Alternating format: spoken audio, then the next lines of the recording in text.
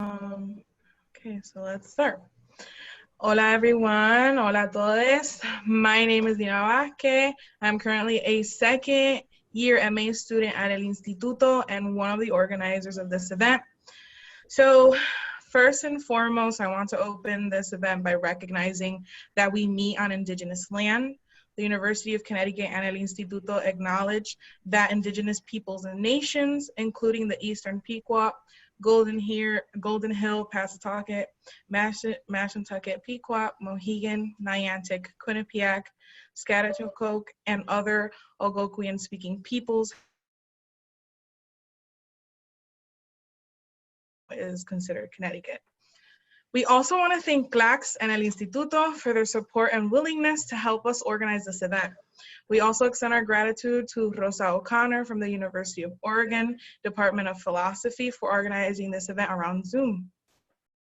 So now to discuss the topic, whose heritage and what heritage, Caribbean, Black and decolonial feminism confrontations against white and heteropatriarchy supremacies, Zoán, Dávila-Roldán, and Shariana Ferrer Núñez from la Colectiva Feminista en Construcción. So what is la Colectiva Feminista en Construcción? Is a grassroots organization that emerges from Black feminist tradition. Their political work centers on feminist, anti-racist, decolonial, class struggle towards liberation, engaging in movement building, political education, and radical organizing. And now I'm going to be presenting each member. And we have Zoán Dávila-Roldán, is a Black feminist activist and lawyer from Puerto Rico, member and spokesperson of La Colectiva, and she is also an activist lawyer. Zoán has represented protesters affected by state and police repression, impoverished communities at risk of displacement, and advocacy initiatives defending civil rights. And now Shariana Ferrer Núñez is a Black queer feminist, Puerto Rican activist, scholar and organizer, and co-founder of La Colectiva.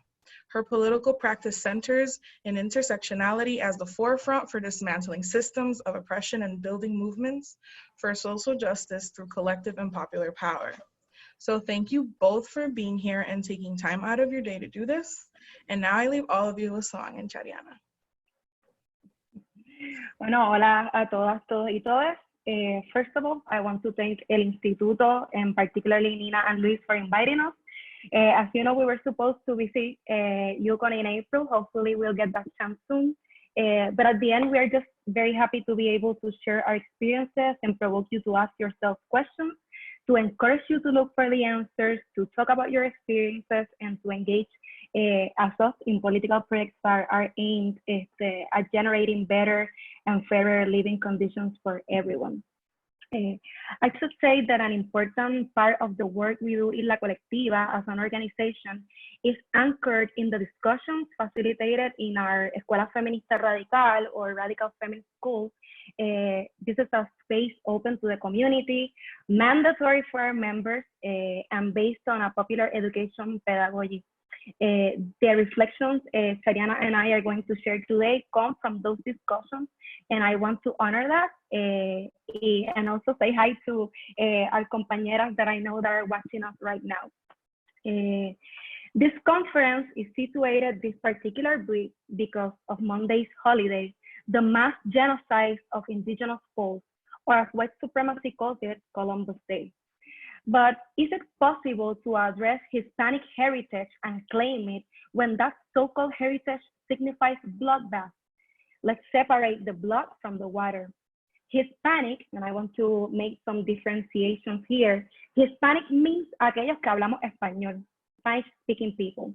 And they came to be, to speak Spanish in one of two ways. You either are from Spain or it was imposed to you through colonization. Then there's Latino, which refers to those of us that come from Latin American countries, territories occupied and colonized by Spain, a term that actually we only use when encountered with an other that might be too lazy to even bother to distinguish all the different countries, territories, regions, and pueblos of Fabia Yala and Cuba, Dominican Republic, and Puerto Rico in the Caribbean. And so sorry for la Rosalía. And last, there's the Latinx, which is a gender inclusive term that sums the experiences of people from Latin America or their descendants in the US as part of a diaspora, either pushed by imperial politics and US intervention or because they had a load full of, I should say, heritage. I wanted to make these distinctions because for some people, there is no relevant differentiation between those terms, when in reality, all these terms imply violent political and cultural processes. So for some, Columbus Day is the celebration of the arrival of the so-called civilization to America and the Caribbean, and attached to it, the celebration of our so-called Hispanic heritage. For most of us, there's nothing to celebrate. The decolonial theorist Enrique Dussel proposed that liberation is the search for the truth, a truth that has been denied to us. I think that in order to search for that truth, we must apply a questioning look to the past, to the facts that have been altered to us, to debate history itself, to confront the archive, applying a sharper look at our present. It's impossible for us in La Colectiva, living in an island still intervened by the United States in 1898, after being colonized by Spain for 400 years, working in an organization who wants to build popular power against a capitalist, racist, and patriarchal system that oppressed us, not to reflect about the horrors that cemented our present. It's impossible not to think about the exploitation, domination, violation, expropriation, extermination, and naturalization of premature death for Black people. I think that we must question ourselves that how it's possible that history has transformed the capture and mass genocides of millions of people, Black people, indigenous people, to the point of looking at it as a celebration of integration. So when we, the colonized people of Puerto Rico, who question that history, who debate that archive, think of the Hispanic heritage, we think of the historical moment in which race is created as an apparatus that consolidated the power relations between the human and the non-human, the project that ultimately marks particular bodies, the bodies of Black people, the bodies of women, to be exploited and to be condemned to a premature death. We think of Columbus Day as the day the racial state was cemented. As we stated in our anti-racist manifesto, racial states are neither ahistorical nor atemporal. They belong to a concrete political experience called modernity, coloniality, and begin from the social construction of the category of race in order to establish differences and hierarchies between individuals. The centrality of race as the axis of power relations was possible thanks to the violent dispossession of the life, work, and saberes of Black people and people racialized as non-white in the period of European imperial expansion. Racial states are not separated from patriarchy. These, rather, are co-constitutive with the patriarchal system, for it is in the domestication of feminine subjectivities and in their marginalization as the infantile, the perverse, the other, the savage, that racial states configure their politics of race based on racial purity or racial mixing for the purpose of whitening the progeny. That project, that racial state, continues to shape the way, how we live. And I'm going to stop right here because there's this false notion that in Puerto Rico there is no racism, or that it manifests in less offensive ways than in United States, for example. And that is simply not true. One of the challenges that we have in Puerto Rico in order to address racism is the acknowledgement of this problem in the first place. This is motivated mainly because of the mestizaje myth, when this national identity reinforces the mixture of las tres razas. In other words, that Puerto Ricans are three equal parts of, but the erasure at the end of Black and Taino heritage is being reinforced by this racial state. This notion also makes invisible the brutal and terrible way the structural racism operates. And I'm gonna talk right here, about the progeny of this racial state with a few very specific examples. In Puerto Rico, anti-Black violence is manifested, for example, in policies like mano dura contra el crimen, Mano dura was the name of the anti-crime policy implemented in 1993 under the administration of then Governor Pedro Rosselló. Later, I should say during the administrations of Sila María Calderón and Aníbal Acevedo Vilá. Later, similar policies were established with the name of Mano Firme by Sila María Calderón and Castigo Seguro by Aníbal Acevedo Vilá. These policies, especially Mano Dura, not only emerged from a racist logic about the origin of crime in the island, but also reinforced stereotypes of race, gender, and class. The logics of fighting crime through Mano Dura were, number one, that crime can be fought through changes to the environment, the closure of spaces, closing public housing units, and closing and privatizing public streets. Also, monitoring individuals, hypervigilance, and that crime can be identified primarily in poor, unorganized communities. So with Mano Dura, what happened, was that the most crime-prone public housing project suffered raids led by the National Guard. Immediately after the raid, the National Guard and the police would conduct arrests to those suspected to be linked to the drug traffic. And then the next step was to occupy those public housing projects.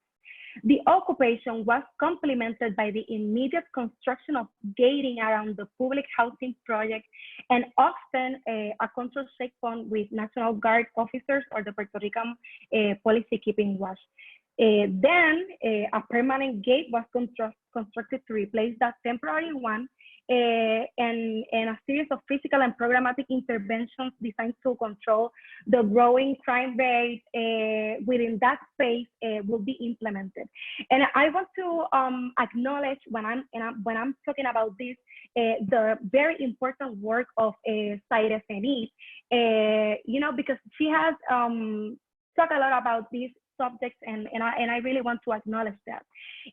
In this implementation of Mano Dura, there was also a spectacular component to this kinds of intervention with the cooperation and very willing participation of the press that helped to reinforce these notions of housing public projects as the primary source of crime in the island, and as danger zones where drugs, murder, and child abuse were rampant.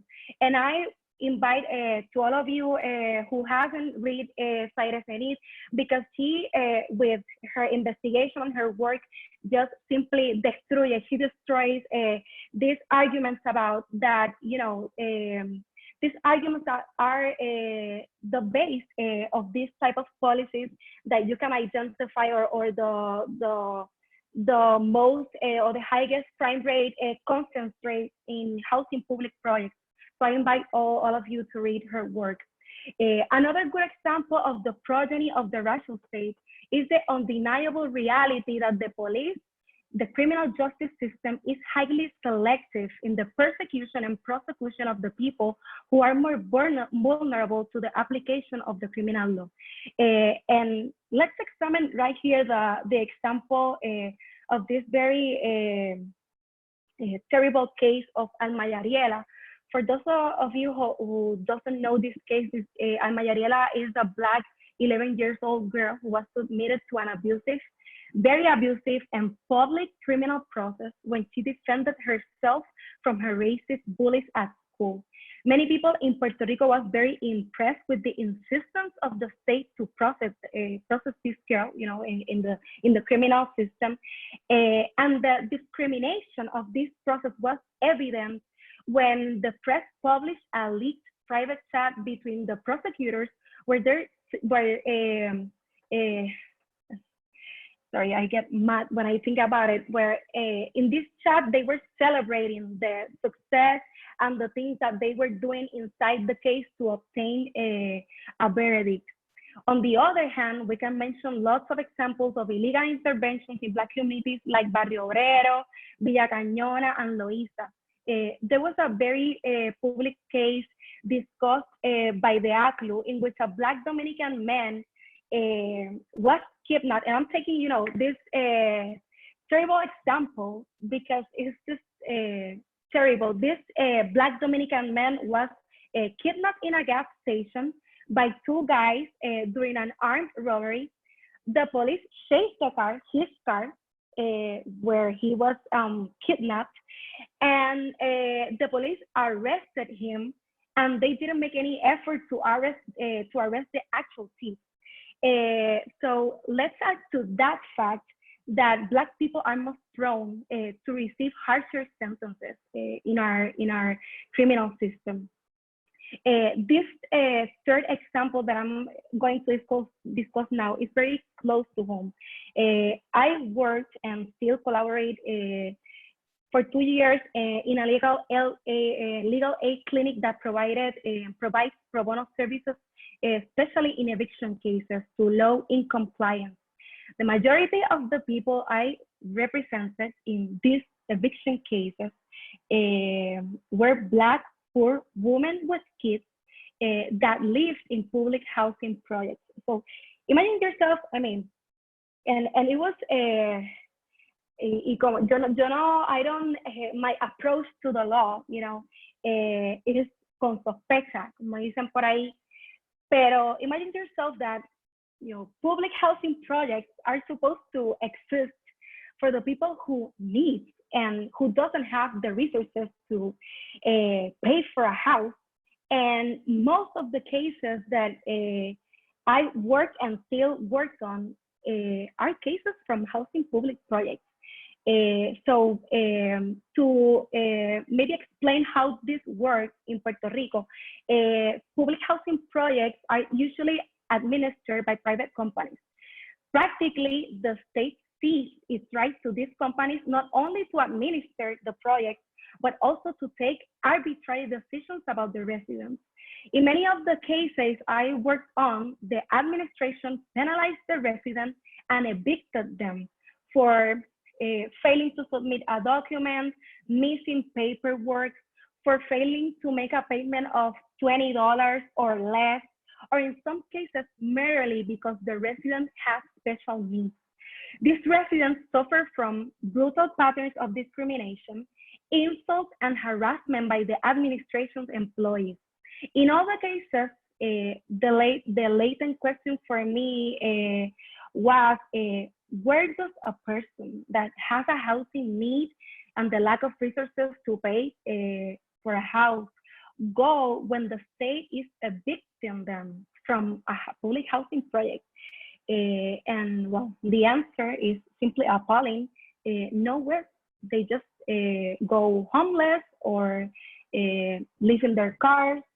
You know, so this is another example of how this racial state operates in Puerto Rico in the present. And the last example I wanted to discuss is a very recent and very publicly example of structural racism that happened well with the federal response in the aftermath of Hurricane Maria in 2017. Even though the precarious conditions that Puerto Ricans face in the aftermath were caused by the poor infrastructure due to governmental abandonment, negligence, and lack of response, we also need to point out the ways in which colonial relations played out in these scenarios. Many pro-statehooders argue that the reason for this is because we are second-class citizens, just to make a case. And yes, we are in fact second-class citizens, but those of us that are Black and brown, racialized people. Second-class citizens the same way that Black people, people of color, and poor people in Nueva Orleans were treated in the aftermath of Hurricane Katrina, abandoned, ignored, and left to die. In other words, citizenship only serves as privilege if it's wrapped in white supremacist heritage. Our lives only matter when we are able to be consumed, utilized, and in service of others. So to mention other general cases, the racial state operates with complete impunity, implementing austerity policies that leave Black people and people racialized, non-white, without access to dignified housing, education, and health services. From the criminal deposits of toxins in Guayama, the privatization of our natural resources, the closing of schools in poor barrios, the hypervigilance of Barrio Obrero and the illegal interventions in Loíza, the recent approval of a Código Civil that doesn't address the housing problems we have in the island, that actually obstructs the redistribution of resources to poor people and facilitates the continual exploitation of our resources and the displacement of Black communities, the high gender violence rates, and the inaction from the government to declare a state of emergency and to do something. So the racial state, and those examples I think are very clear, this racial state continues to be active, continues to be present and relevant. In Puerto Rico, the racial state operates with diverse logic. The criollo imaginary reproduces racial narratives of a mixture that does not recognize the anti-Black violence that it entails. It is hidden as well behind the mixture of races, like I mentioned before, the confinement of Black bodies, territories to the marginalized and the criminalized, just as is hidden the fixing of mestizo bodies, territories with white aspirations in different dimensions, from the aesthetic to the economic. Likewise, behind the mixture of races is hidden the devaluation of the work carried out by visibly Black people and how their bodies are turned disposable in the face of physical, economic, and environmental violence perpetrated by the racial state. Also, the notion that we are all mixed work as a strategy to dismiss and make invisible Black people, their existence or our existence, and their demands for justice, all while upholding whiteness as an unmarked, normal, and universal social category. However, the racial state in Puerto Rico is not solely sustained by the criollo imaginaries. United States colonialism in the last 122 years has contributed to the linking of racial imaginaries with white social practices such as individualism, economic liberalism, neoliberalism, and also the aspiration for some to be part entirely of the racial state for excellence, United States of America. So whether we are talking about slavery or the imposition of an illegal debt that compromises our future, the enclosure of the ghetto, or the displacement or abandonment of poor communities, and the criminalization of Black and poor communities, captivity continues to be the prevailing schema. And it prevails because it was and because it is a project. So when others inherit and celebrate the looting of our pueblos, the exploitation, the violation, the kidnapping and genocide of our people, we inherit the misery, the expulsion of our land, the impossibility of future, the vulnerability of premature death. And that is the Hispanic heritage we are talking about, the heritage of death and the heritage of white supremacy. And that is the thing that we from this space want to confront today. The Puerto Rican Black feminist Cathy Rodriguez said that liberation is an oppositional stance to the system. I think that the relevant question right now for all of us, not only for Shariana and me today, is how can we confront that system? How can we escape the intricacies of this exploiting project that is actually so embedded in ourselves? How can we avoid that premature death? You know, I think that, like I said, those are questions that we should ask ourselves. I think that it's a work that we all do. But for now, I'm gonna leave you with my compañera Shariana, who's gonna be talking about those answers and our bets from La Colectiva of Liberation. Thank you.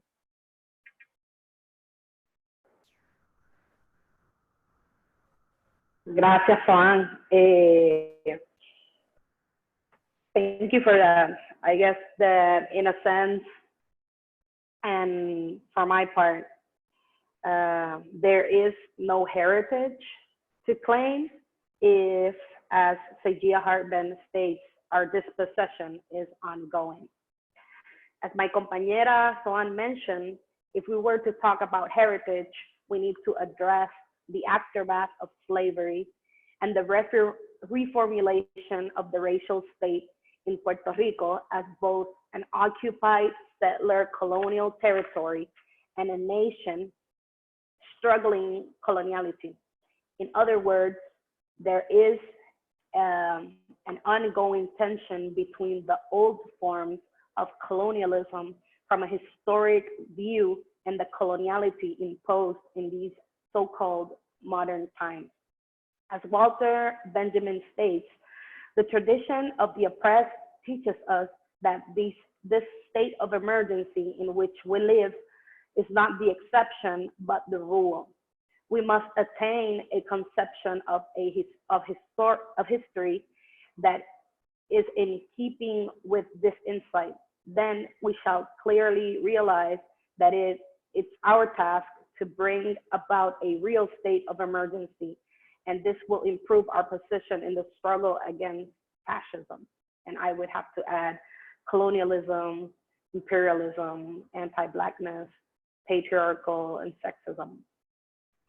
So if heritage is the lineage, as Zoán stated, the descent, what's left in our collective consciousness, then what does it mean for us, the Black, brown, mestizas, chicanas, criollos, boricuas, the ones who survived the treacheries, beatings, rapings, exploitation, and other forms of violence of Spanish, therefore Hispanic, colonialism, to acknowledge, let alone celebrate this Hispanic heritage?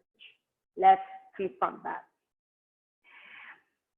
When talking about decolonization, we have to talk about the rupture with the modern project as a return to what we were before colonization. In the case of La Colectiva, we believe that decolonization implies a return, yes, but the return to a point of no return. It implies precisely a journey to the past to resignify the present.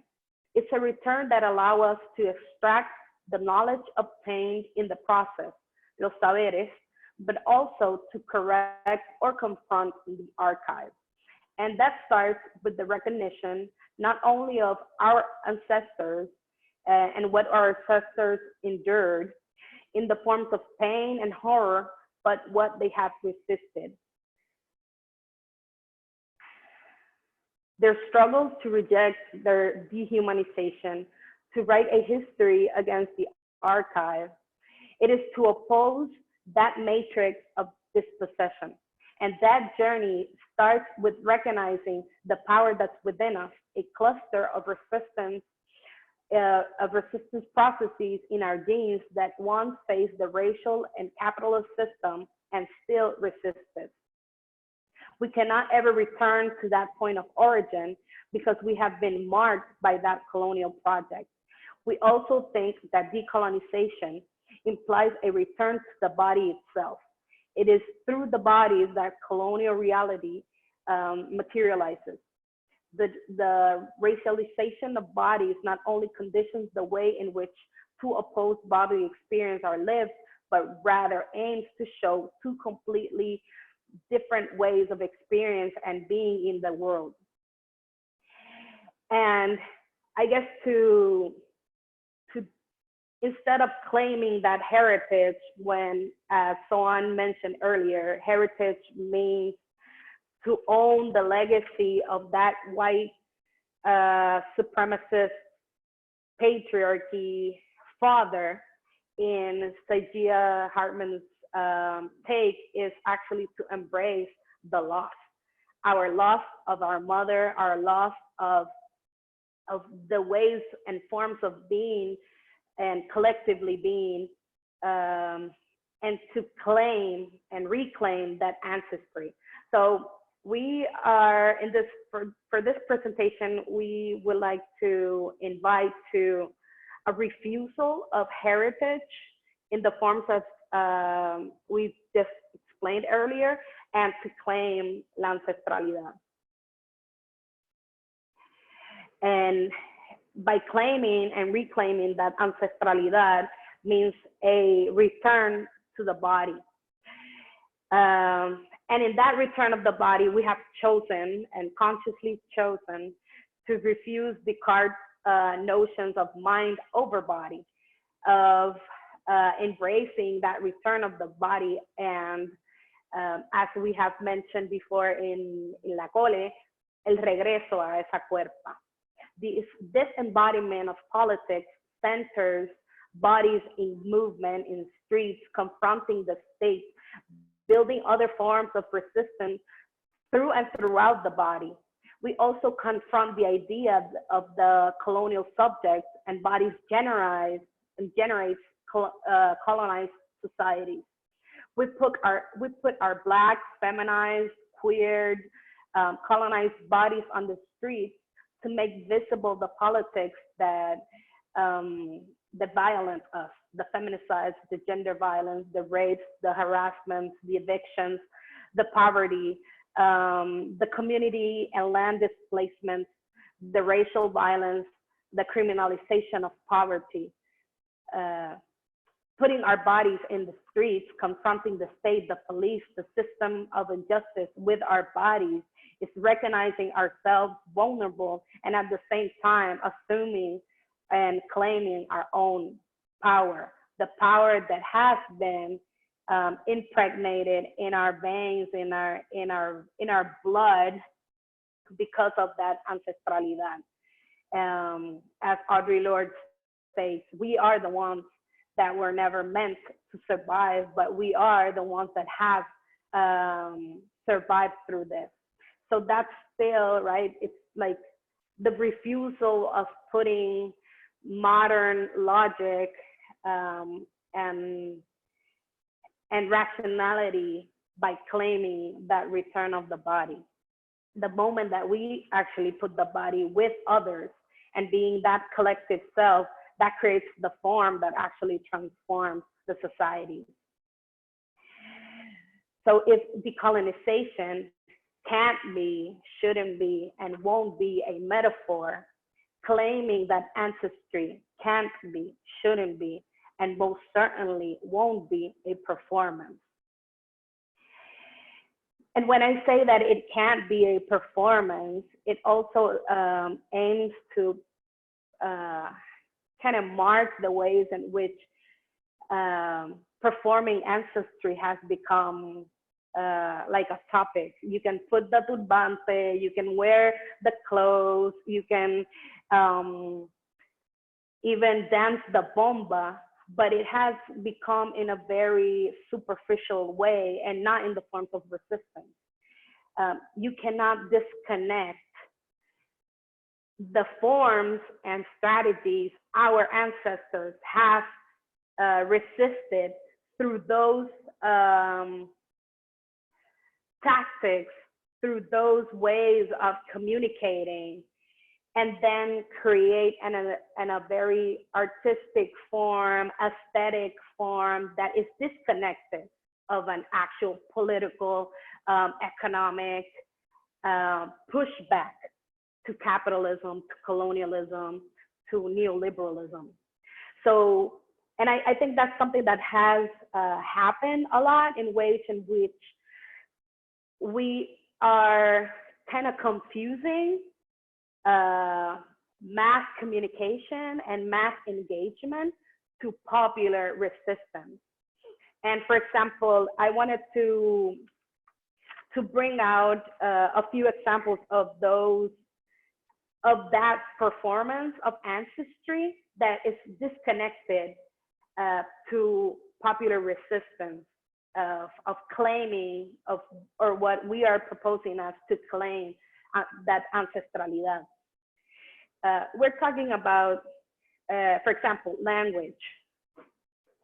And when we state, especially here in Puerto Rico, that aquí se habla español, and that form of resisting US imperialism and US colonialism through the use of language without actually and claiming Spanish. I guess in one of the government candidates debate, Juan Dalmau, which is a the pro-independence candidate, was claiming that patriotism of, and, you know, opposing, of course, pro-stateholders that want to the permanent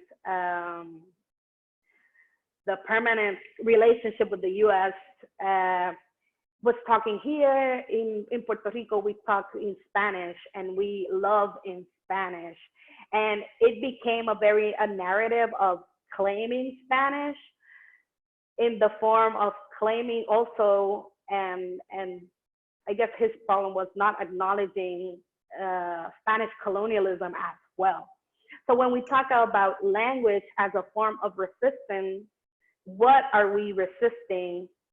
And if we can talk about language as that broken tongue that most of us have to struggle, and right now I'm struggling in English, right? But it's thinking about that broken tongue that Jackie Alexander talks about, right? That mammy tongue that's slick, that tongue that claps back, that tongue that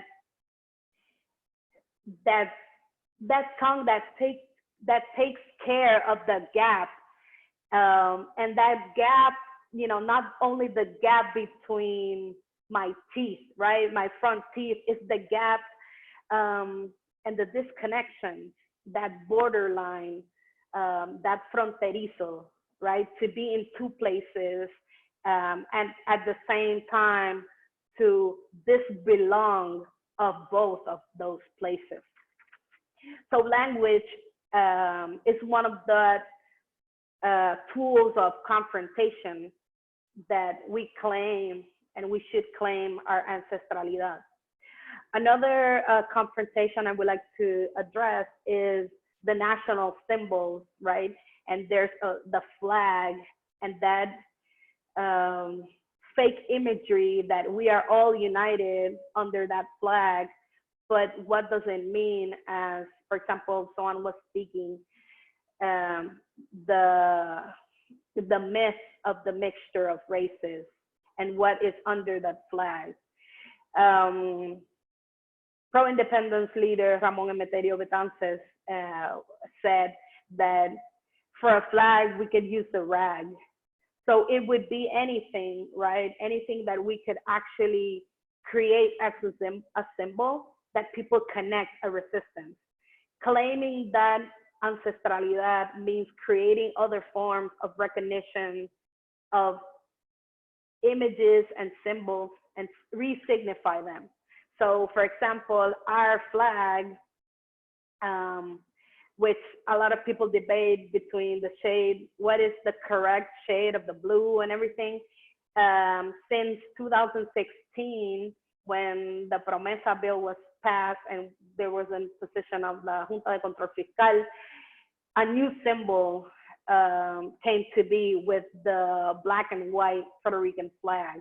So we use that rag, right, in order to shift the narrative and create and confront what the colored flag means, the establishment and the reappropriation and resignification of colonialism here in Puerto Rico. And the third confrontation of that heritage, right, that I would like to share is the use of the anthem. And again, what does it speak? What does the anthem, Puerto Rican anthem, talks about in terms of resisting, in terms of confronting colonialism? And right now is, I would say that the actual and official anthem, it's practically obsolete. What are the tunes? What is the music? What is the words that actually makes us confront the establishment? So I would have to say that we have resignified the anthem in terms of that musicality, and our anthem is reggaeton, right? Our forms of collectively identifying with each other are in the forms of African, Caribbean, musicality. That's what actually speaks to us. Ese es el llamado. So in this I guess in this three forms of confrontations of that supposed heritage, we're actually creating and disrupting other forms of being, other forms of identifying with each other.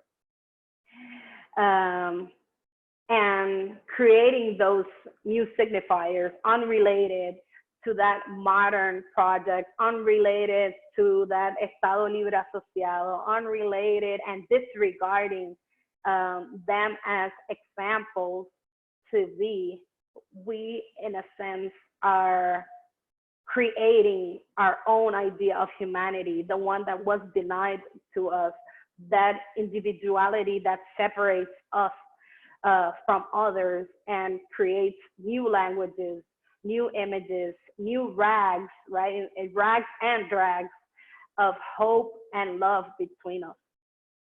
And the last thing I wanted to share as claiming that ancestralidad and opposing heritage is what the future looks for us, right? What can we actually aim to create other forms, construir otra vida, as we say in la colectiva. So for us, and I want to kind of like include the ways in which our work has once again has to alternate because of this time, specifically because of the pandemic. In times like the ones that we are living, when the body and the connection with other becomes a threat, right? The proximity to us, like our proximity with that other, with that stranger, it becomes a threat, right? We can catch COVID. That's kind of like the very alarmist forms that we are treating. Wear a mask, don't stand in proximity to another.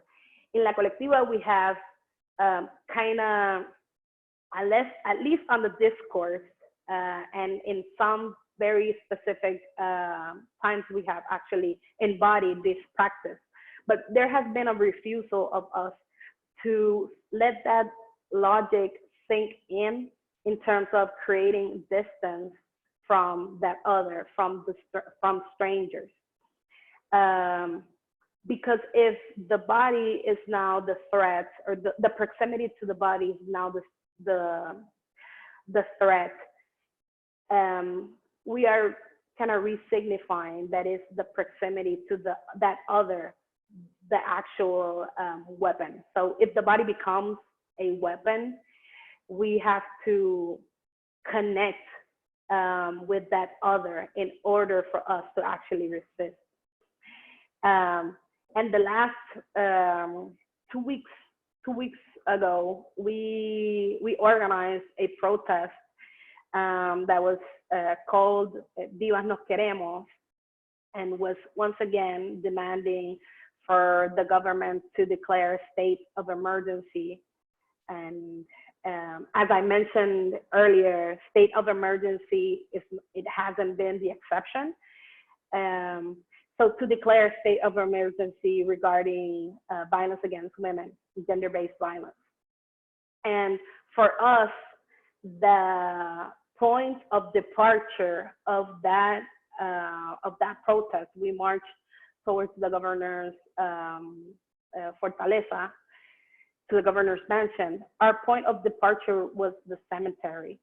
And in a way, it was not only, a metaphor, it wasn't only a performance, it was actually a political stand of our refusal of death, of our premature death in the hands of a system that's patriarchal, that's homophobic, that's colonial, that's anti-Black, that pushes us to that death, that imminent and premature death. And we are kind of resignifying the cemetery as a point of departure. So if we overcome in a collective conscious form, if we overcome death, there's only what's left. It's only life. It's only creating with others and building collectively. And that, in order for us to do that, as I started in the presentation, it's not only departing from a point of no return, because there's no return in death, right? But it's reclaiming that ancestralidad, that force, that power, and overcoming death collectively. So transitioning, right, not as a metaphor, not as a performance, but actually embodying that ancestralidad in actual politics, where the threat can't be, won't be, and shouldn't be our connection, our proximity with that other, but is connecting with that other to dismantle a system that only wants us dead. So thank you.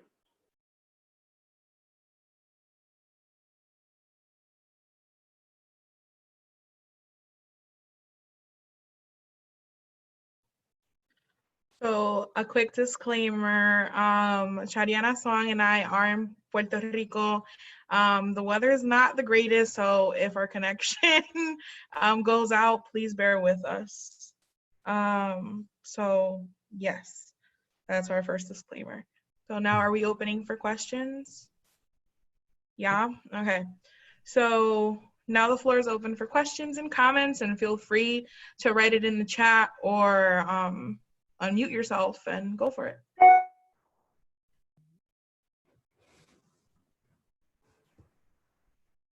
O comentarios también.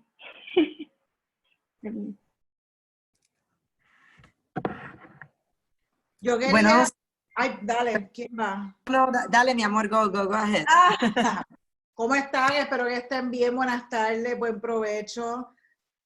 Saludos a todo el mundo y a la gente que está en Puerto Rico. Zoán y Shariana. Y mira, una pregunta que quiero hacerles, y porque he estado pensando mucho en ancestralidad, and I'll do it in Spanglish or I'll translate myself. I was thinking about ancestrality, and my question or my thought, and I would love to hear what you think about this, is how do you connect to ancestrality when the memory of your people has been broken and has been broken on purpose? Y que el propósito de nuestra existencia en Puerto Rico, como se nos cría, como se nos hace ser, es olvidar. Es olvidar lo que pasó hace 5 años, hace 10, hace 20, olvidar el pasado, no se nos enseña la historia. ¿Cómo uno puede reclamar una ancestralidad o resignificarla, como ustedes están hablando, ¿verdad? Más allá de las prácticas que han hablado, en un lugar donde, ¿verdad?, se nos hace olvidar o se nos rompe la memoria día a día, ¿verdad? A propósito, ¿verdad? Pues eso tiene un proyecto muy, muy específico. Quería saber nada de eso, ¿qué pensaban?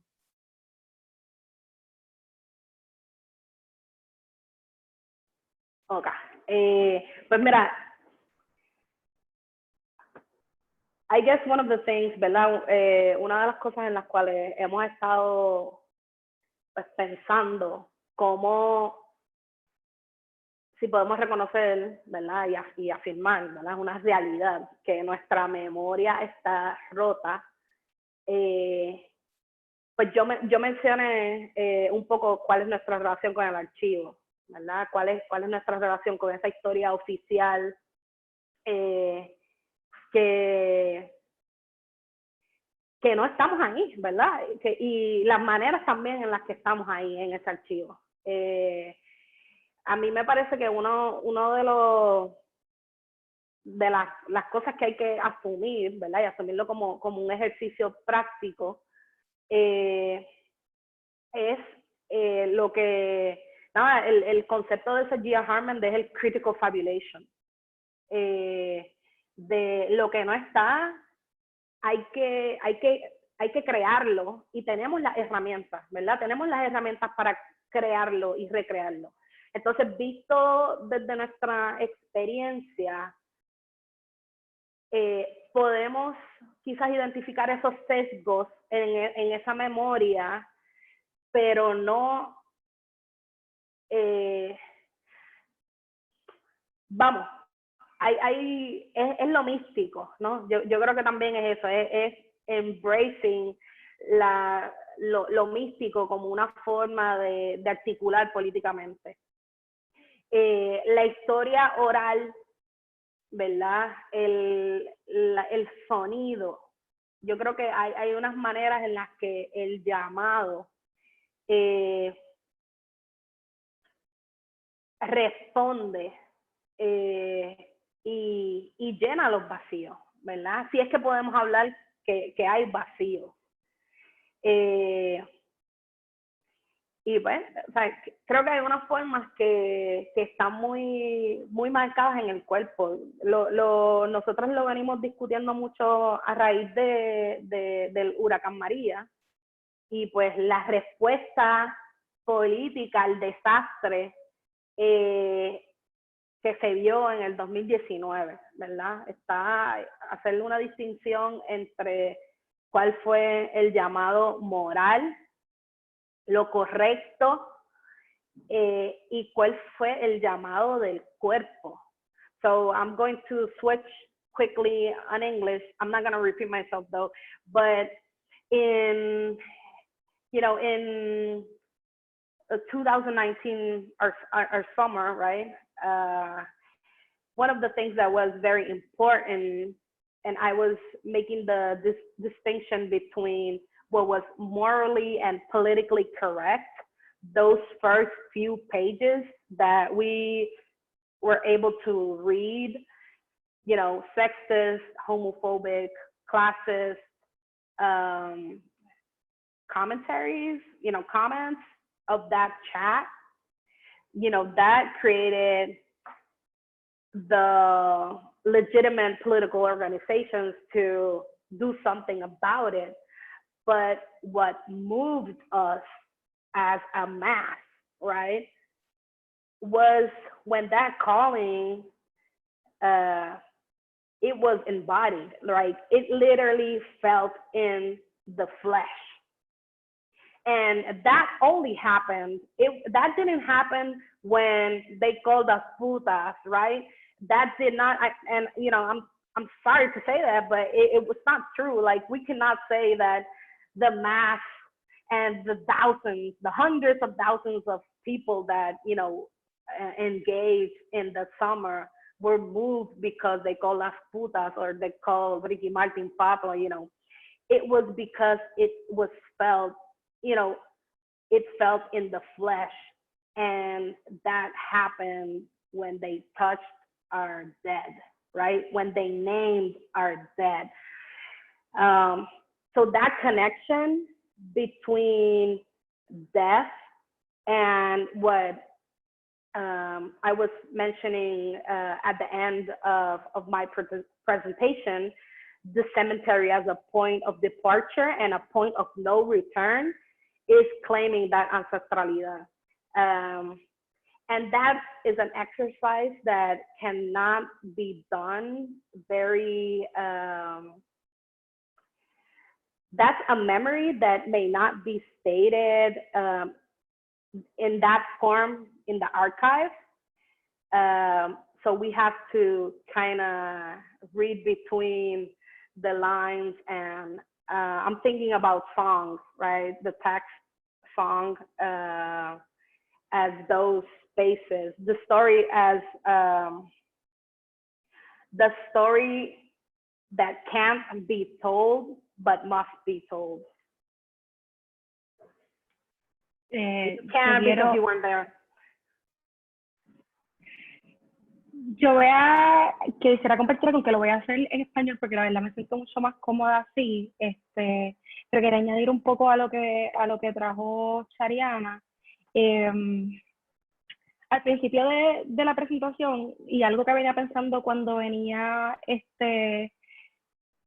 hablando con Shariana, escribiendo lo que queríamos compartir, y una de las cosas y es parte de ese proceso que yo también he asumido, y no lo he asumido sola, ¿verdad? Lo he asumido como parte de este grupo, esta organización y el acercamiento a mujeres y otras personas que comparten con nosotras y que hablamos sobre estos temas, ese proceso de cuestionar, ¿verdad? Entonces, para mí, la apuesta decolonial, entre otras muchas cosas, es precisamente cuestionar y afinar esa mirada sobre el presente, cuestionando, ¿verdad?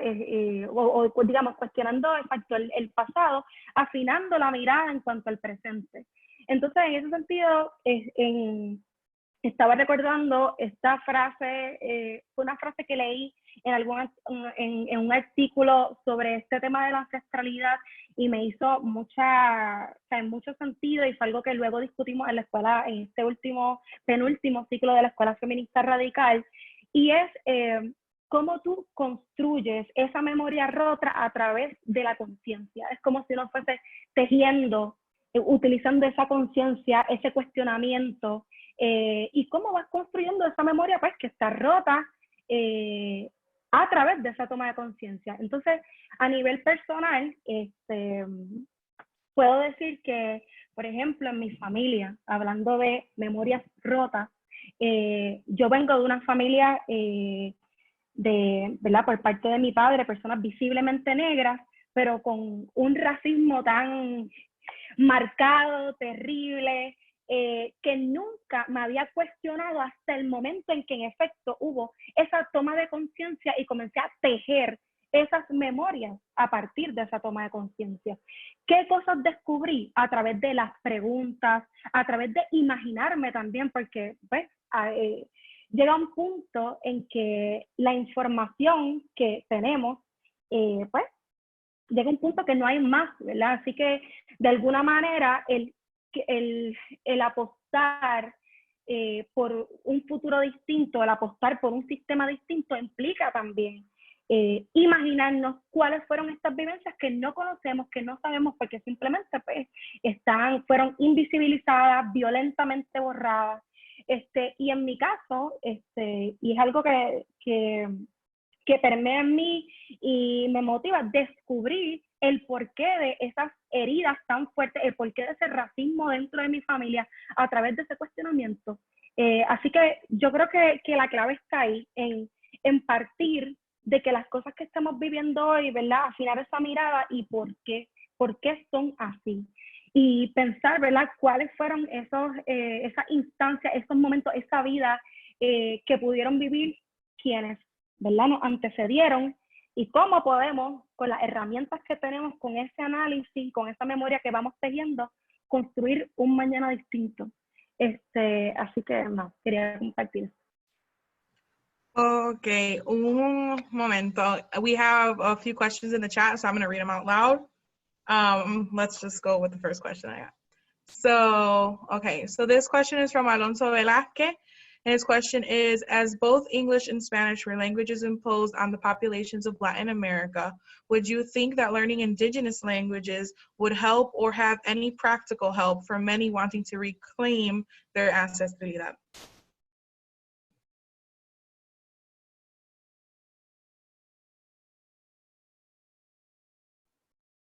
No sé si Zoán la quiere contestar. Okay.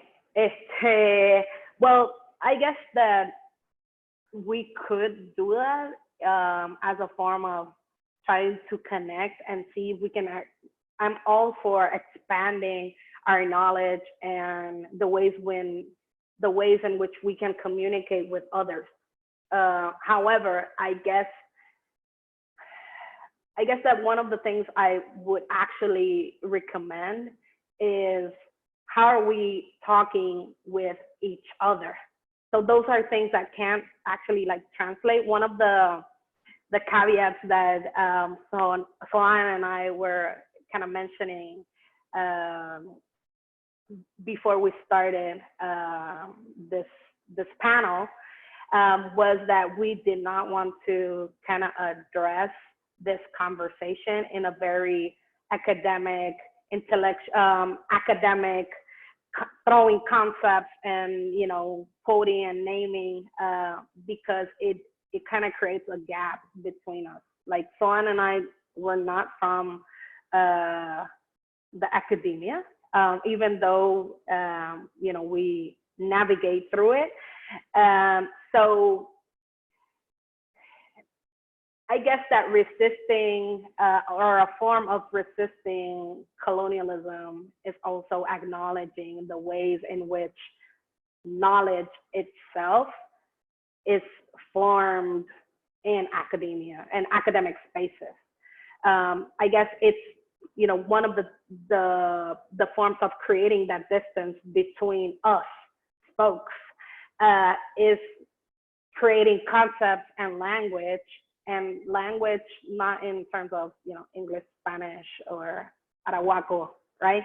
But in creating forms of communicating that does not translate and we do not talk with each other. So in the case, for example, of La Colectiva, we have our feminist, radical feminist school, which, you know, we engage in a lot of texts that, you know, and lectures, and we read and discuss a lot, but it's in a very popular education pedagogy, right, as Zoán mentioned.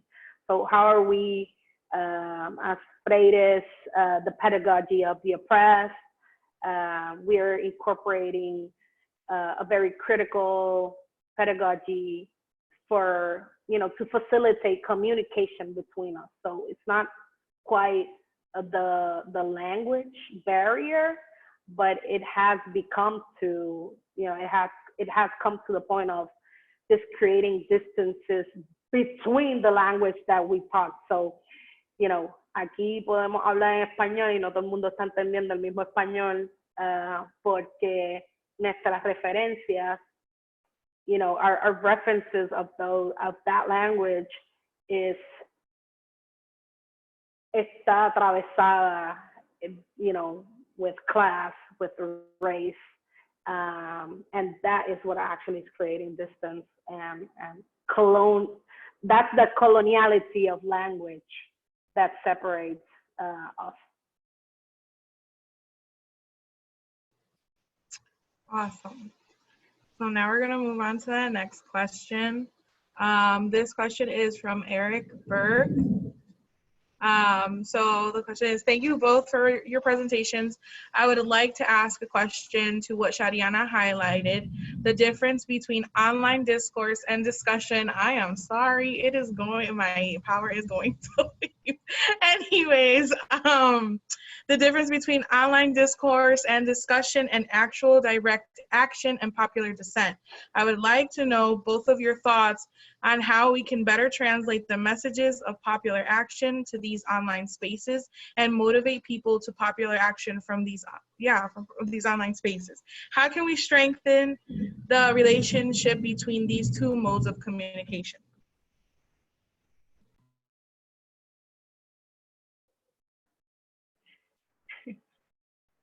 ¿Qué pasó? Estaba esperando que ella la conteste. Yo voy a empezar y tú sigue. Okay, I'm going to start. I'm going to try to do it in English. Casually, yesterday, Shariana and I were having this conversation with this compañera that worked with this, en esta cuestión del discurso en línea, and we were talking about the differences. I think that to answer the questions, okay, déjame ver, how can we straighten this? Okay.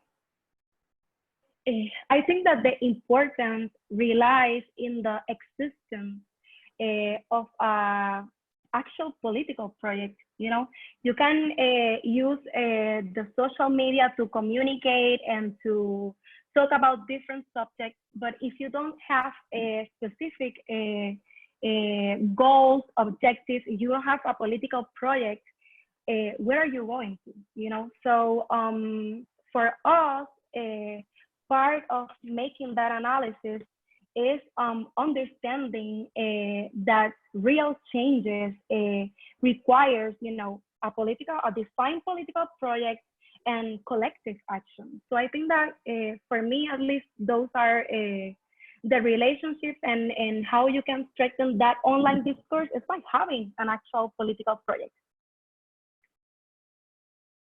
No sé si quieres agregar algo, Chari. No, I mean, like what you said, that we have to take it to the streets. At the end, we always have to take it to the streets. So even if this specific times are, like we couldn't be in Connecticut and have this talk there, and we can have it here, online. Creating popular resistance and dissent has to be very physical, I guess, or that's my take on it, right? Like we use digital resources like digital organizing, social media to communicate, to inform, but the pressure has to be physical, right? It has to be on the streets. Can I have like a follow-up comment to that or question, I guess? ¿Qué ustedes piensan de la gente que cree solamente en la idea o el concepto de cambiar el sistema desde adentro? O sea, como que formes parte del sistema and then desde adentro tú hagas como un disruption. I want to say it in English for if anybody wants to. Like, what do you think about, would that be your answer also to people that believe in disrupting the system from the inside? Because right now, my opinion about that is that sometimes we can feel betrayed by some of the people that have gone to the inside, and you thought that they might have, taking a better approach to disrupting the system, and then you feel on the outside like, well, that didn't work from the people I expected it from. So would that be your answer also to that question, to take it to the streets? Yo voy a contestar en español. Algo que nosotras hemos discutido mucho, y vamos, esas discusiones siguen vivas, ¿no? Es acerca de la estrategia, y algo que hemos concluido y afirmado es que by any means necessary. Con eso yo no estoy diciendo que creo que solamente esa estrategia puede ser útil. Yo creo que se necesitan personas en todos los frentes para hacer ese trabajo. En ese sentido, nuestra experiencia es que a pesar de que nosotros no necesariamente nos posicionamos como querer hacer un cambio desde adentro, o sea, todo lo contrario, nuestro trabajo confronta al Estado, aunque en momentos sí hemos, de acuerdo a los objetivos que tenemos y a lo que queremos lograr, hemos decidido, pues vamos a estar en estas reuniones, vamos a ir a estas reuniones, vamos a dialogar con el Estado, no necesariamente desde una posición de entera cooperación, sigue una posición de confrontación, pero sí lo hemos hecho. Pero personas que consideramos o hemos podido considerar en luchas específicas como aliadas, desde adentro han sido necesarias, han servido, ¿verdad? A ese trabajo que hacemos otras personas que definitivamente no necesariamente pensamos que se pueden hacer cambios desde adentro. Así que en ese sentido, yo entiendo el sentimiento de ese betrayal, ¿verdad? De betrayal, pero yo no necesariamente lo veo así porque la experiencia me ha enseñado cuán necesaria pudiese ser la gente que pues está desde adentro y puede de alguna manera ser útil para la lucha. Entonces, en ese sentido, mi respuesta sería que se necesita mucha gente desde muchos frentes distintos en esta lucha. No sería mi respuesta. So I would just like to add that We do not believe in lone rangers or well-intentioned individuals. We believe in collective power, and that is only possible coordinating, organizing, and resisting collectively. So in that, so on those terms, and as Zoán mentioned, we do have a strategically approach in the by all means necessary, in which we state and we can strategize our demands within the state, with the state or government, against the state, and without the state. So within, with, against, and without, as metodológicamente, ¿verdad? Una estrategia metodológica de las maneras en las que articulamos nuestro trabajo político. Awesome. So now I'm gonna read off Allison's question, and it's, what policy proposals do you recommend we demand in the United States that can support Puerto Ricans living in the US due to having to move because of Hurricane Maria? I live in Connecticut, and I have seen how Puerto Rican families are having a tough time accessing resources such as food stamps, what schools to send their kids, and housing.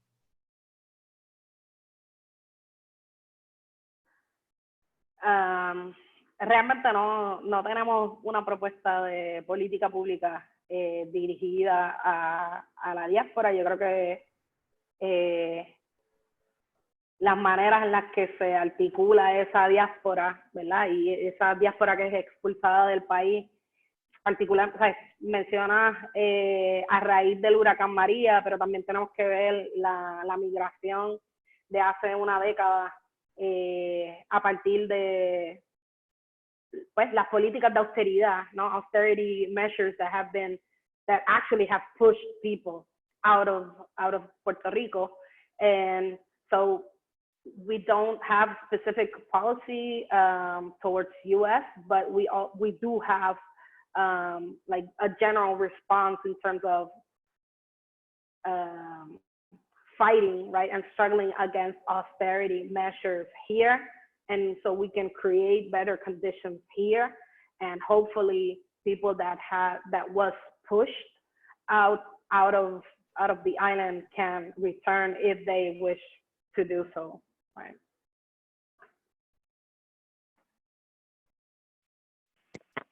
Awesome. So now we're going to move on to one more Maria Torres Lopez question.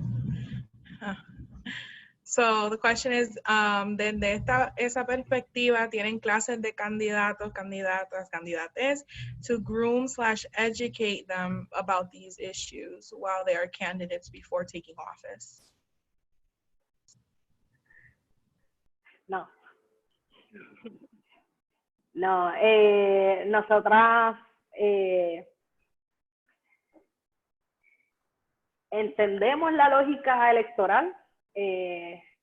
Podemos simpatizar en algunas cosas con el proceso electoral, pero nuestra teoría de cambio está basada en la resistencia, organización y poder popular y colectivo.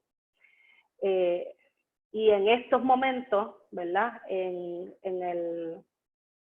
el contexto en el que nos encontramos como organización, los movimientos que estamos empujando, no contemplamos candidaturas, aunque hay muchas compañeras y compañeros que actualmente están corriendo para puestos electivos en estas elecciones y con quien tenemos relación y nos llevamos bien y sabemos, ¿verdad?, que de ser electos y electas van a hacer un buen trabajo, pero nuestra teoría de cambio pues está más dirigida en crear y construir ese poder popular y colectivo. Sí hemos creado y sí hemos tenido espacios donde nuestras demandas son adoptadas por candidatos, por partidos, pero eso ha sido pues un poco la excepción.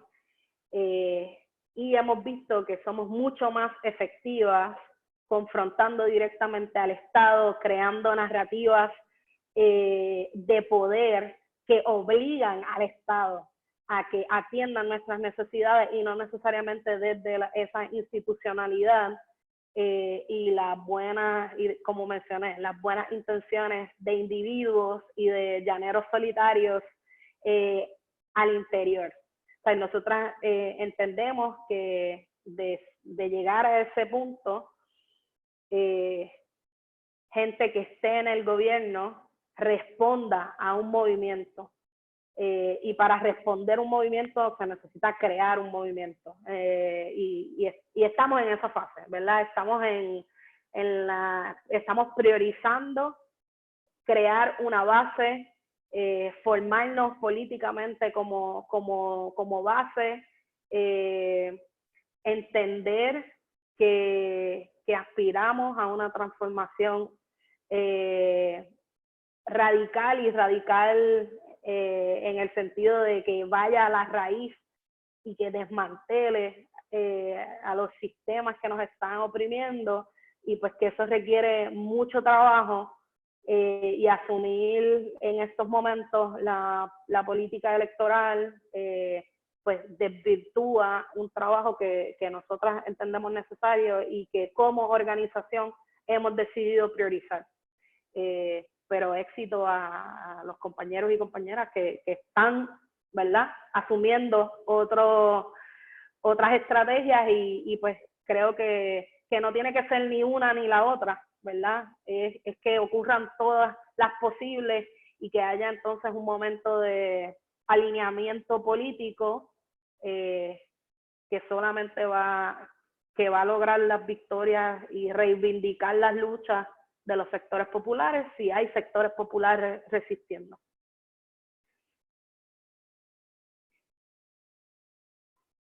Gracias, Shariana y Zoán, and everybody for their questions. I was wondering if anybody has any more questions or comments. Mute yourself or write it in the chat. We still have some time left, so definitely go for it. We have until 3 p.m. Mm-hmm. 3:15.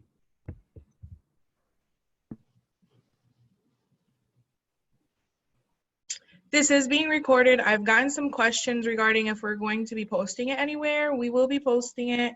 And yeah, so definitely stay tuned to El Instituto's social media. And also I'll probably see if I could post it on like my personal page and put it public and people could just share it off like that. But yes, it will be accessible for sure. I want to ask a question, and it's to push a little bit, because recently there was we have additionally to the elections, normal colonial elections, we also have a decisions to be a state or no, a plebiscite, I think it's in English, to vote in yes or no to statehood.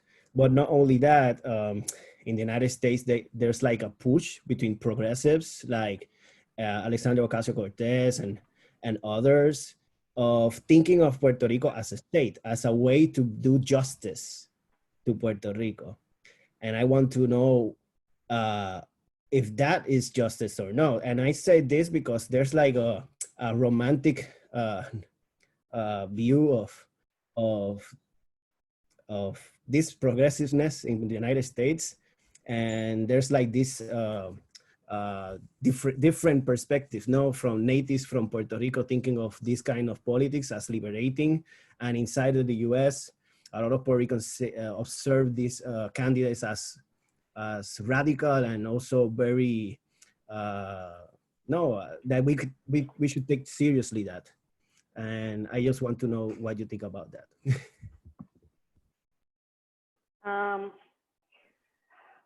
So circling back to the provocation of this conversation, if we were to think of the U.S.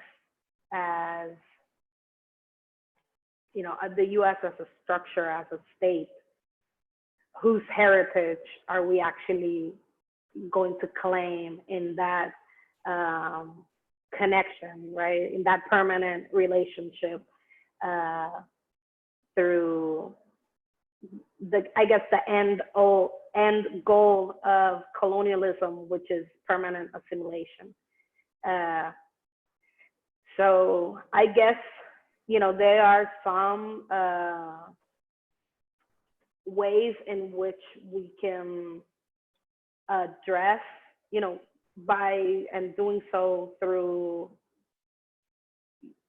federal policy, take back a lot of the mistreatment, exploitation that has been ongoing since 1898.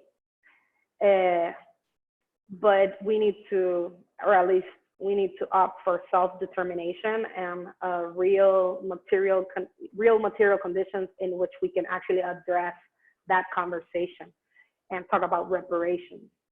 But, you know, when people actually like ask us if we were, you know, what are our thoughts on pro-statehood movement, I simply say, like, I don't want to be part of the shit show that's happened, that's ongoing and current on the US, right? So if being a state means being, you know, having the Democrats, the Republicans as a bipartisan, you know, form of government and all that US imperialism, it also means that we have to acknowledge and take responsibility, right? Be accountable for US intervention in the Caribbean, in Latin America, in the Middle East. That also comes with the package, right? And that's usually left out of the conversation. So I guess that you can't be, you know, we might you know, be sympathetic with some of the stance AOC has taken, but I would have to say, get your shit together in US current politics, and then we can talk about, you know, Puerto Rico, and people in Puerto Rico need to address and prioritize what does it actually mean to be a part of the US, and, you know, disregarding the ways in which Zoán, as Zoán mentioned in her presentation, we are already second-class citizens, but people in the States are second-class citizens. If you're Black, if you're brown, if you're poor, you're already the non-human subject in the States. And yeah, that's.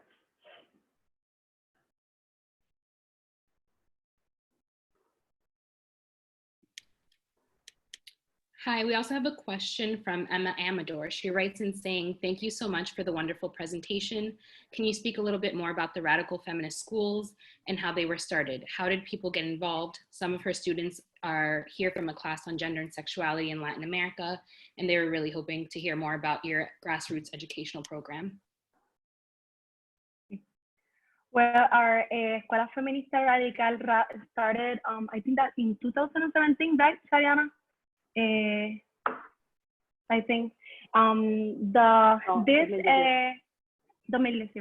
this next cycle that we're going to be having next month is our, I think that is the 6th cycle, right? La Escuela Feminista started as a way to, you know, we had a need to discuss the important topics of our organization. We have a manifiesto, but we actually recognize that we needed to have more discusiones vivas, like more discussions inside the organization.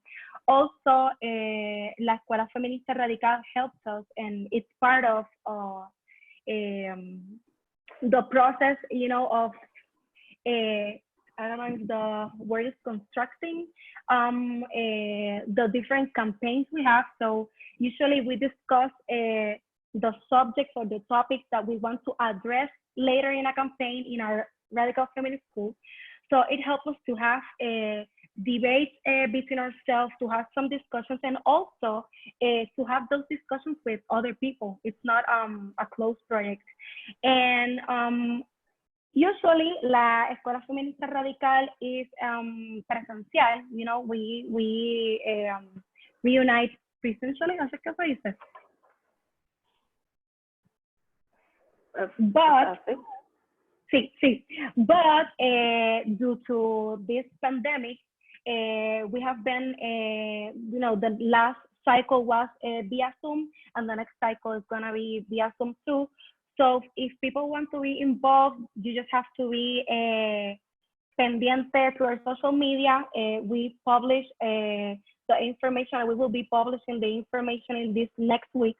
And we hopefully will be discussing with this next cycle. This next cycle actually is about cimarronaje. So it's gonna be very interesting. We are very happy about this. So we invite you all to be pendiente de nuestras redes. Yeah, be on the lookout for the official flyer and call out the how can people register for the Radical Feminist School that is going to be lit. I guess like every cycle, you know, it's better than the last one. And we're really excited with this new cycle, the folks that we're gonna be reading and the discussion.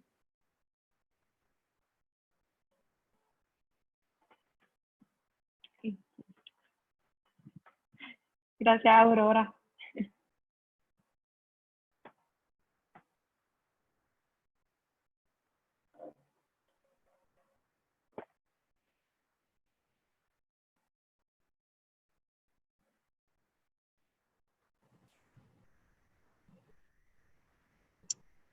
Okay.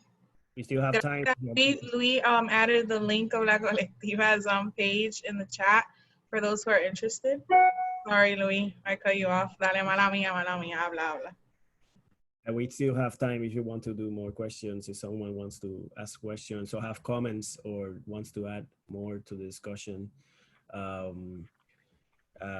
just want to add how La Colectivas can link with anti-racist movements around the United States.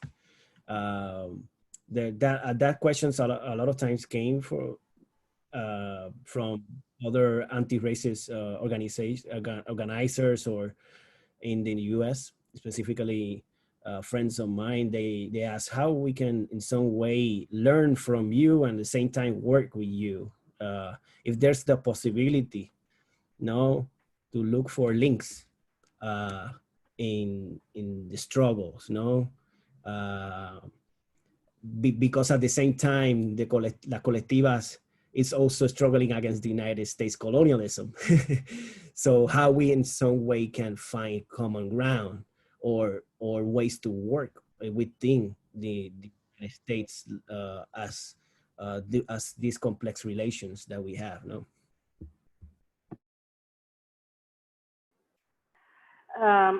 So I guess it's, the struggle against white supremacy, imperialism, patriarchy, homophobia, capitalism is one struggle, one big struggle in which we have to engage locally, regionally, globally, right?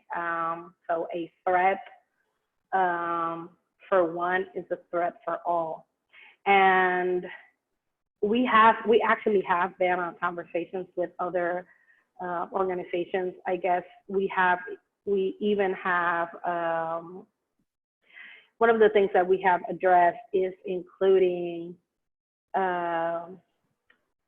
resources and people, organizers from other similar organizations to work with us and to think some stuff with us and learn from each other. And yeah, we're definitely open to that. I guess folks can just simply send us an email. We can set up a meeting and talk about what's going on their particular scenario and how does that relate with our, I guess we have to aim for a transnational solidarity in order for us to be effective. And for example, after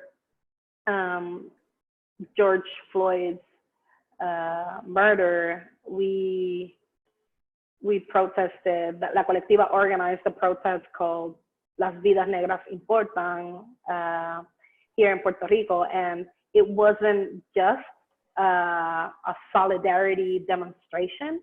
It was actually, you know, it stood by itself in terms of the ways in which anti-Blackness, racist, you know, structural racism works here in Puerto Rico. So people saw the images of a lot of the protests in the aftermath of George Floyd's murder and were, you know, and showed up in solidarity of that. But we also published, for example, our anti-racist manifesto, and we situated anti-Blackness politics as, for example, what Zoán recalled in her presentation, Mano Dura contra el Crimen, the criminalization of poverty, the ways in which structural racism operates here locally in Puerto Rico. So those are the ways in which we can actually communicate between movements, by understanding that we need to dismantle systems of oppression, but it's not just only creating an echo chamber of those demands, but by addressing those issues where you at. So all the folks that, for example, the Puerto Rican diaspora that's in the United States, it's not just being, you know, aware of the politics in Puerto Rico and ongoing in Puerto Rico, but actually, you know, showing up to the struggles that are ongoing in the communities you're living, in the spaces that you're occupying, and address those issues there. Because if we, you know, a victory and defeating capitalist, neoliberal, imperialist, anti-Blackness anywhere is also, you know, a way of enhancing and creating that domino effect in other places.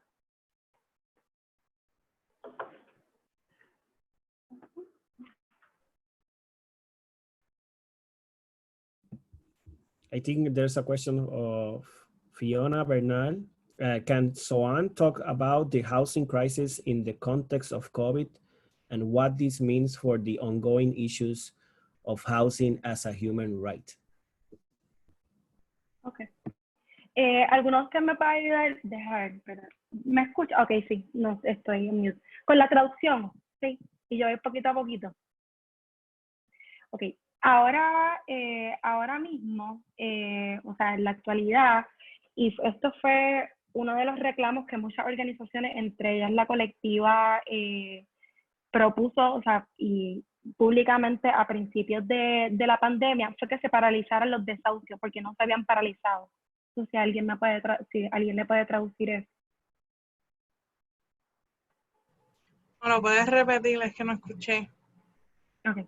Well, I'm going to try to do it in English. Okay. At the start of the pandemic, in March, one of the most important claims that La Colectiva and other organizations brought publicly was that the evictions, you know, the cases in the tribunales, in the courts, should be stopped. And right now, the courts are not viewing this type of cases. So that's, you know, in terms of evictions and the specific cases that I have worked on in public housing projects. But on the other hand, and I think that this is a really important matter about the housing, it still prevails a this lack of vivienda digna, as you say, of people that were affected by the hurricanes Maria and Irma, and still they haven't received any help or resources to reconstruct their houses. So one of the most important discussions that we've been having nowadays in terms of vivienda digna es recuperación justa. You know, still there are a lot of houses with los toldos azules, many people that haven't received any help from the government, many people who were, ¿cómo se dice? Timados, como que engañados por Scams, you know, by these private companies that received money from the government to help in the reconstruction. So, I mean, the situation is very problematic in terms of housing. But at least in that area, in terms of the evictions, that is supposed, at least in the legal clinic that I collaborate, we are not seeing those cases right now. No eviction case.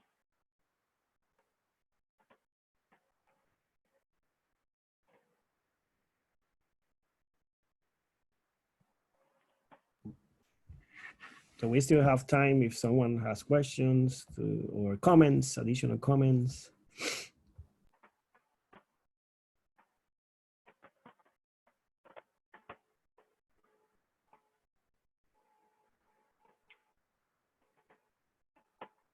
I have a question.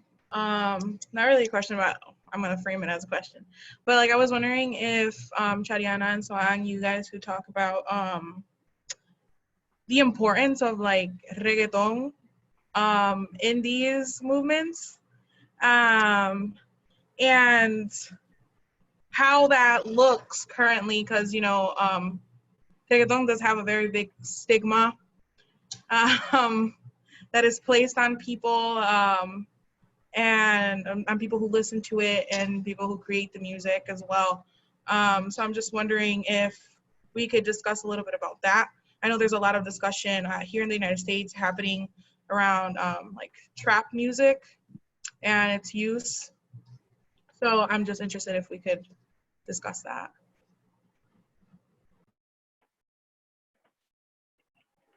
Let me do it again. So yeah, reggaeton, Afro, Boricua, Caribbean, popular music that has been whitewashed, mainstream, co-opted, and manufactured into widely consumed product, and at the same time displaced for the most part, the Black and brown performers and creators of it, has been one of the things that characterizes and it's part of the history of reggaeton, is that it has been most of and a lot of the lyrics are very sexist and homophobic and transphobic. So that's part of the reality, but it has also become resignified into a tool for resistance. And we saw it in Puerto Rico this last year's summer, right? Summer revolts and protests. Reggaeton as a form of communicating and speaking to and from the movement.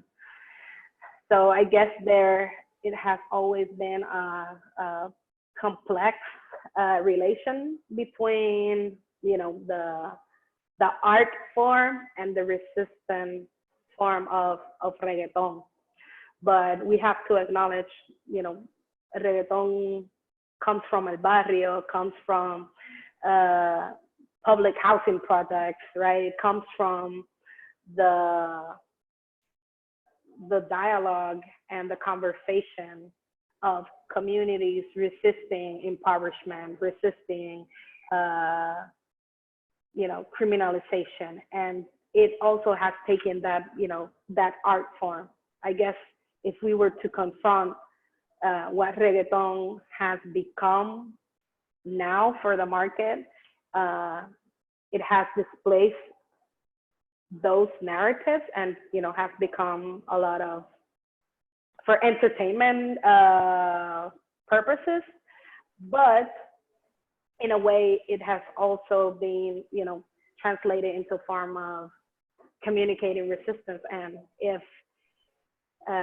you folks saw, or at least heard of, yesterday's Billboard Awards, Bad Bunny mentioned, you know, gender-based violence, and, you know, made a call out when he was in his acceptance speech, addressing what our movement has been, you know, building up.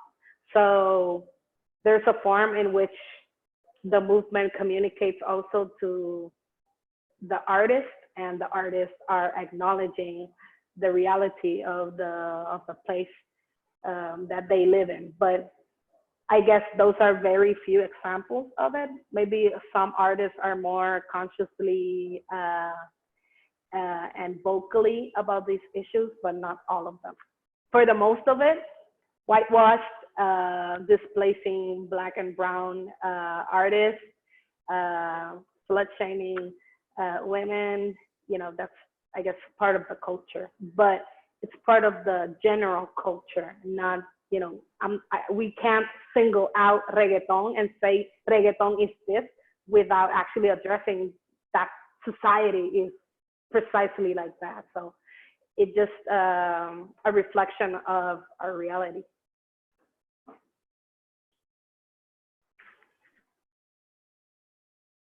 Gracias, Shariana.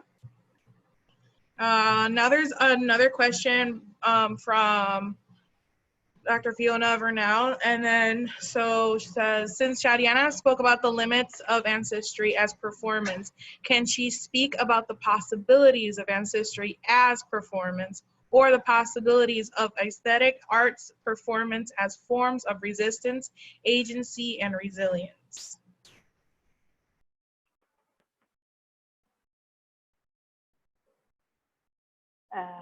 Yeah, that's clapping back, huh? So I'm all for performance as a discipline and as an art, as a tool.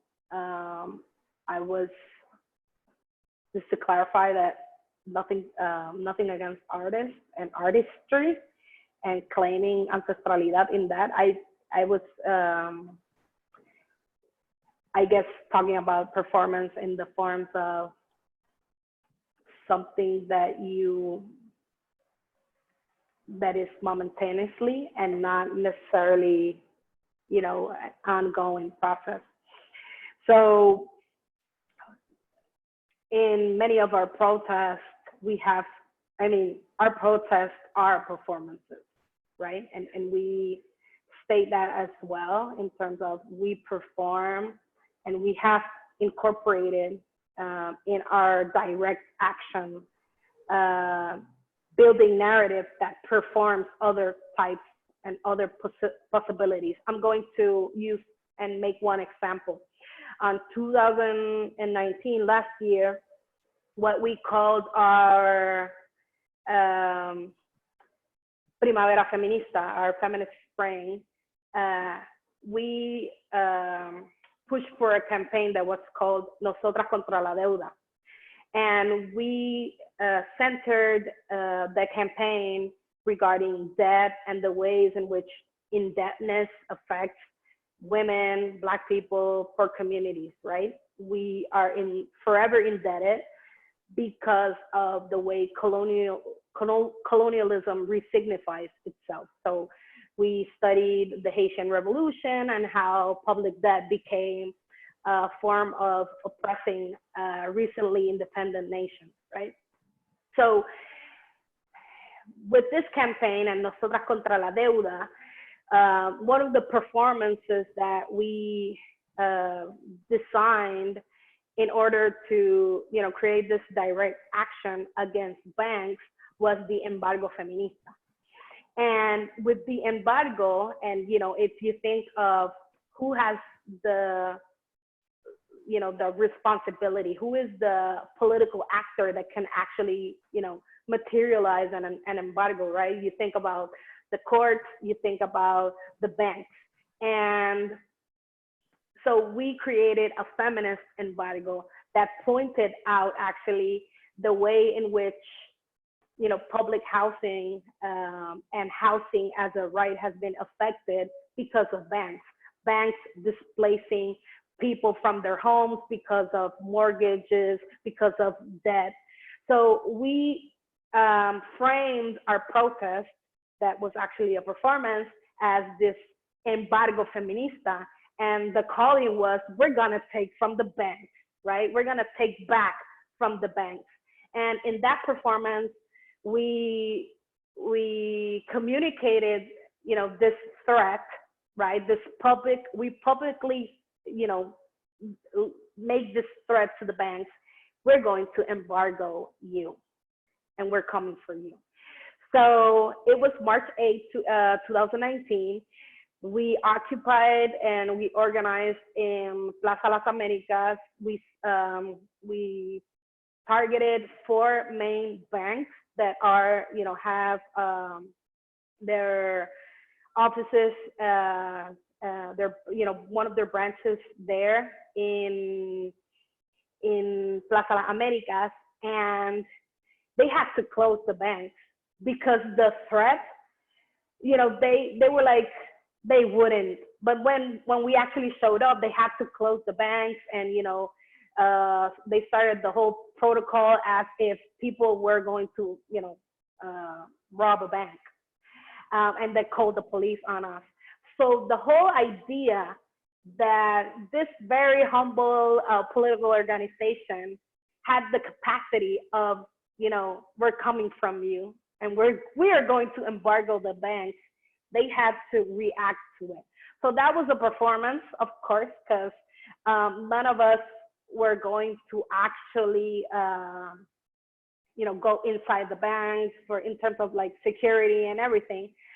But by performing the possibility of this radical idea that people could actually go inside a bank and take back what's theirs, and take back, and we were framing the narrative, this bank has taken and displaced this number or, of families.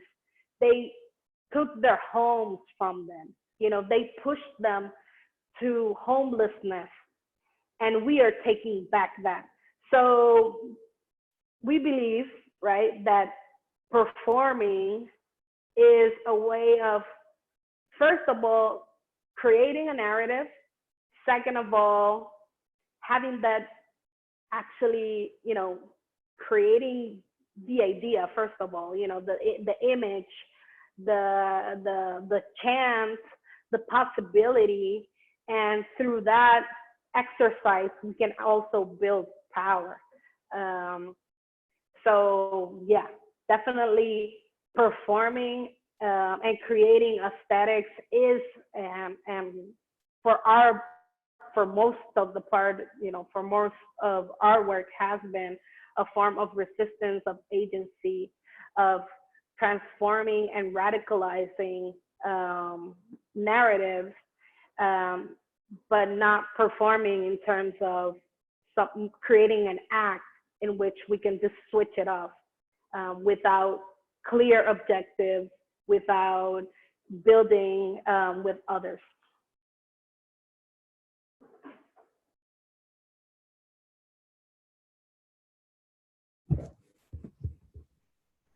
So we have a few minutes. If someone have a last comments or a short question. If not, I will ask something.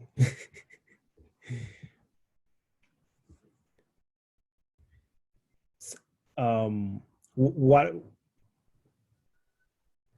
la Colectiva thinks about the Caribe and being Caribbean. I think that's a thing. I put it, this is simple, but at the same time, there's like this thing that we call insularismo, only about the island and the island relationships and the island problems, but we are very linked from the rest of the Caribbean. I know that La Colectiva has taken a different route that, of other organizations. I just want to think about that, just thinking how that can reconstruct the logics of heritage, no?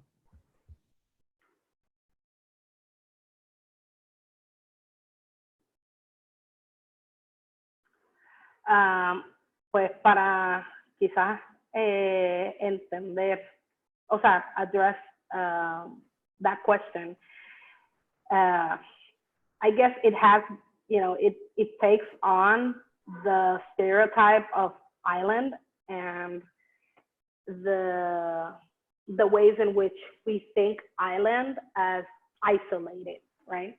And that has not been the Black radical tradition of the Caribes, right? The indigenous population of the Caribbean.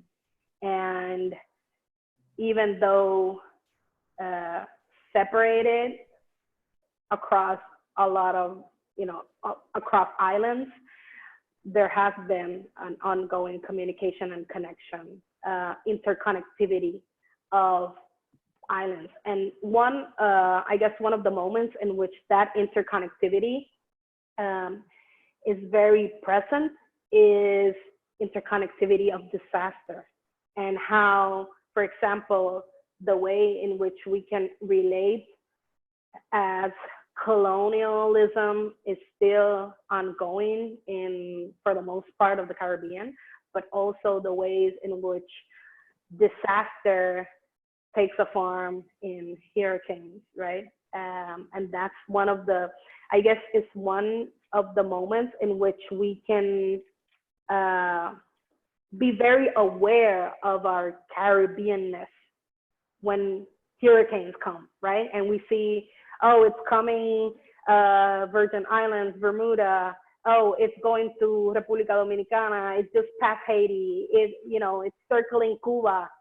So we are very aware of that. And, insular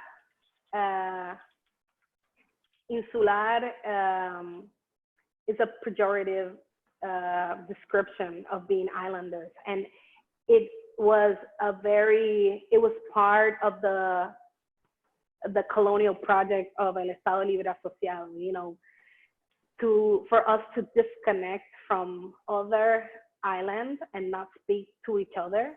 And of course, we could say there's language barriers, but most of the Caribbean is English speaking. And, you pretend to be a pro-statehood where, for the most part in the US, English is the official language. So I guess I would have to just leave you with with a quote of that islands, this is Caribes, islands in their isolation and their ecological particularities and their connectivity with flows of visitors, upholding long-standing transnational social networks and parallel enduring local communities, maintain a particular set of gender and sexual arrangements that deserves consideration by feminists and island studies. So I guess one of the things that when we think about that island and islander identity is also a very gendered and racialized form. And I mean, I was just gonna quote Moana for the most of it. I was thinking about how, you know, we could actually relate to the forms of being and creating community when we are island and isolated. And here, you know, the aftermath of Huracán Maria was a great example of it, the interconnectivity of not only disaster, but also of solidarity and of resistance in people in the Caribbean. And it's no, you know, it's no casualidad in that the ways in which communism was spreading through the Caribbean. And thinking about Cuba, you have to think about Granada, specifically when, like yesterday, Maurice Bishop, you know, was murdered years ago. So we have to also address popular resistance from the Caribbean, the Haitian Revolution, and that is the story that it's broken and that we don't acknowledge, and we should definitely reclaim and learn. And our work has been trying to kind of make those connections and learn and study and read Caribbean writers, artists, politics, movements, organizations, and create those. We are connected. We're disconnected from, you know, from below. And I guess that's a very powerful metaphor, right? It doesn't seem that we are, but we're definitely connected from below. No sé si Zoán quiere añadir algo sobre la identidad y el trabajo caribeño. Realmente iba, y quería añadir algo, pero lo tocaste al final. Yo creo que parte del trabajo que hemos estado haciendo a través de los años es precisamente un poco apostando a la reconstrucción de ese archivo, ¿verdad? A partir de afinar esa mirada sobre los procesos históricos y sociales que nos unen, ¿verdad? Y que, ¿verdad? Porque hay esta noción de la afinidad, de la identidad en términos geográficos, y desconocemos totalmente, ¿verdad?, cuáles son los procesos históricos, sociales, culturales, etcétera, que, ¿verdad?, que forjan ¿verdad?, unos puntos en común en ese sentido de ser caribeño, de esa identidad caribeña. Y yo creo que algo que ha hecho la Cole, y que bueno, cuando yo llegué ya eso estaba, yo me incorporé a la Cole en el 2017 y era un proyecto que ya había comenzado, es precisamente estudiar esas luchas, esas apuestas que estaban totalmente borradas de la historia, y entonces, ¿verdad?, ver cómo se han dado esas luchas, la revolución de Haití, esas luchas por la liberación desde el Caribe. Y un poco, ¿verdad?, estudiarlas, reconocerlas y ver cómo nos vemos desde aquí, desde Puerto Rico, reflejados ahí también. Entonces, nuevamente, para traer eso, este próximo ciclo, el tema es ¿verdad?, toca precisamente o expande sobre este tema que venimos tratando de estudiar, entender en estos últimos ciclos, y pues seguimos aprendiendo. Hay muchas cosas que así como dice el nombre, la colectiva está en construcción, y seguimos, ¿verdad?, esa apuesta de afinar la mirada, de cuestionar, y pues por ahí va la cosa.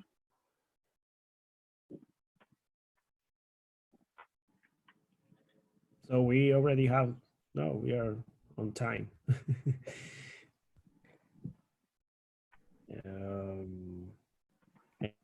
Any last comments, or we can close?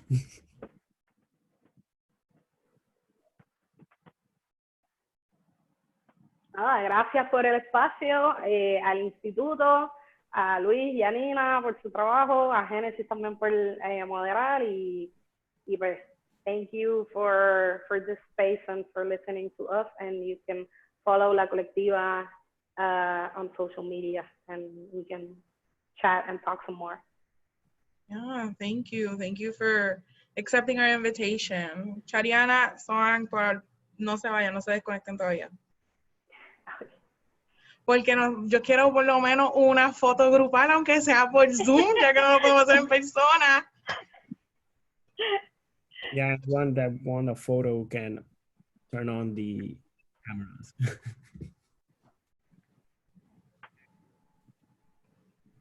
Me avisa para reírme.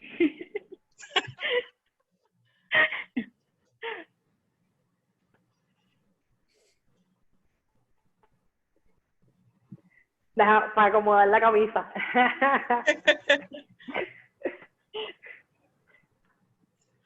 Okay, so you want to do it now? Okay, we're going to take a quick group picture. If you don't want to be in it, you know, feel free to turn off your camera. If not, if you do, then hey, leave it on. Okay. I don't know how to do it with like the screen or anything. I'm just going to do it through my phone. So I'll let you guys know when to stop. Okay. Ready? 1, 2, 3. Okay. All set. Un abrazo, gracias. Thank you. Bye. Gracias, se cuidan. Gracias.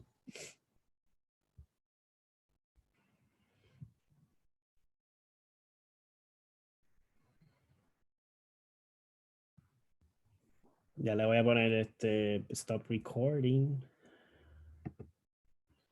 Stop recording.